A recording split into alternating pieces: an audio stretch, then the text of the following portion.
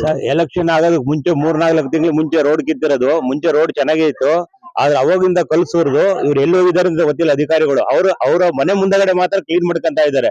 ಇಲ್ಲಿ ಇರ್ತಕ್ಕಂತ ಸಾರ್ವಜನಿಕರಿಗೆ ಒಂದು ರೋಡ್ ಕೂಡ ಸರಿಯಾಗಿ ಮಾಡ್ಕೊಡ್ತಾ ಇಲ್ಲ. ಇಲ್ಲಿ ಮಕ್ಕಳು, ಹುಡುಗರು, ಹೆಂಗಸರು ಮಕ್ಕಳೆಲ್ಲ ಬಿದ್ದು ಹೋಗ್ತಾ ಇದ್ದಾರೆ ಗಾಡಿನಲ್ಲಿ. ಗಾಡಿ ಎಷ್ಟು ಹಾಳಾಗಿದೆ ಅಂತ ಹೇಳಿದ್ರೆ ಅಷ್ಟು 3 ವರ್ಷಕ್ಕಿಂತ 2.5 ವರ್ಷ 3 ವರ್ಷ ಆಯ್ತು. ಅವಾಗಿಂದ ಇನ್ನೂ ಅಧಿಕಾರಿಗಳು ಇಲ್ಲಿ ತಲೆನೇ ಹಾಕಿಲ್ಲ ಸರ್.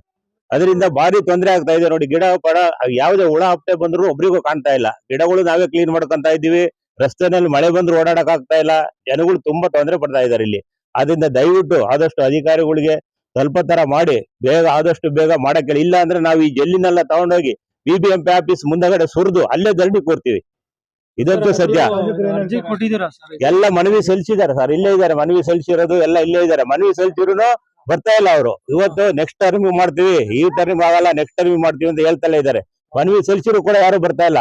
ನಾವು ಹೋಗಿ ಬಂದಿವಿ, ಒಂದು 7-8 ಜನ ನಾವು ಹೋಗಿ ಕೇಳ್ಕೊಂಡ್ ಬಂದಿದೀವಿ. ಬರ್ತೀವಿ ಅಷ್ಟೇ ಹೇಳ್ತಾ ಇದ್ರೆ ಹೊರತು ಯಾರು ಬಂದಿಲ್ಲ. ಬಿಲ್ ಆಗಿಲ್ಲ, ಬರಲ್ಲ, ಬಿಲ್ ಆಗಿಲ್ಲ, ಬರ್ತಾ ಇಲ್ಲ ಅಂತ ಮಾತ್ರ ಹೇಳ್ತಾ ಇದ್ದಾರೆ. ಅದ್ ಬಿಟ್ರೆ ಇನ್ನೇನು ಹೇಳ್ತಾ ಇಲ್ಲ ಅವರು. ಬಿಲ್ ಆಗಿಲ್ಲ, ಬರ್ತಾ ಇವ್ ತಗೊಂಡಿರೋರು ಯಾರು? ಅವ್ರು ಮೇನ್ ಅವ್ರು ಬರ್ಬೇಕು ನಮ್ಗೆ. ಇಲ್ಲಿ ಟೆಂಡರ್ ತಗೊಂಡಿರೋ ಅಧಿಕಾರಿಗಳೇ ಸಿಗ್ತಾ ಇಲ್ಲ, ನಮ್ ಕೈಗೆ ಸಿಗ್ತಾ ಇಲ್ಲ. ಟೆಂಡರ್ ಆಗಿದೆ, ಇಲ್ಲಿ ಜಲ್ಲಿ ಸುರಿದಿಲ್ಲ ಸರ್. ಇದು ಎಲೆಕ್ಷನ್ ಮುಂಚೆ 3-4 ತಿಂಗಳು ಮುಂಚೆ ಸುರಿದಿರೋ ಜಲ್ಲಿ ಇದು. ಇವತ್ತಿನವರೆಗೂ ಬಂದಿಲ್ಲ. ಜಲ್ಲಿ ಸುರಿದು ಹೋಗಿರೋದು ಅಷ್ಟೇನೆ ಅವರು. ಎಲೆಕ್ಷನ್ ಮುಂಚೆ 3 ತಿಂಗಳಲ್ಲಿ ಸುರಿದಿದ್ದಾರೆ ಸರ್. ಎಲೆಕ್ಷನ್ ಮುಂಚೆ 3 ತಿಂಗಳು 4 ತಿಂಗಳು ಆಯ್ತು ಅವಾಗ ಇದು ರೋಡ್ ತೆಗೆದು. ಶಾಸಕರು ಏನು ಅಲ್ಲಿ ಕೈಗೆ ಸಿಗಲ್ಲ ಸರ್. ಹೋದ್ರೆ ಬರ್ತೀವಿ ಅಷ್ಟೇ. ಇದು ಯಾರು ಮಾಡೋರು ಹೋಗಿ. ನಮ್ಮ ಹೆಸರು ಸಿದ್ದಲಿಂಗಪ್ಪ ಅಂತ ಸರ್.